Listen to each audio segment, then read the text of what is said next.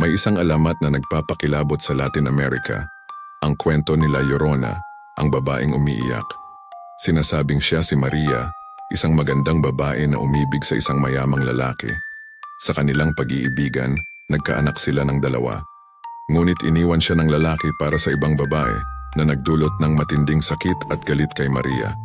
Sa kanyang pagkabaliw at dalamhati, nalunod niya ang sarili niyang mga anak sa ilog upang hindi na sila maranasan ng paghihirap.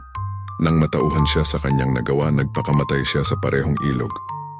Mula noon, sinasabing gumagala ang kanyang espiritu sa mga pampang ng ilog, umiiyak at sumisigaw ng "Mis hijos, mga anak ko."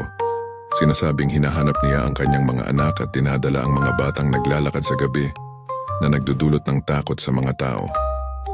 Sa iba't ibang rehiyon, may sariling bersyon ng La Llorona. Minsan ay nagmumulto sa mga daan, minsan ay nagpapakita sa mga bahay, at may mga kwento na siya ay nagbabanta sa mga nagkakamali. Ang alamat ay nag-ugat marahil sa mga totoong trahedya ng mga pamilya, sa tabi ng ilog o bilang babala sa mga bata na huwag magpagabi sa labas. Hanggang ngayon, nananatiling buhay ang kwento ni La Llorona. Handa ka bang marinig ang kanyang iyak?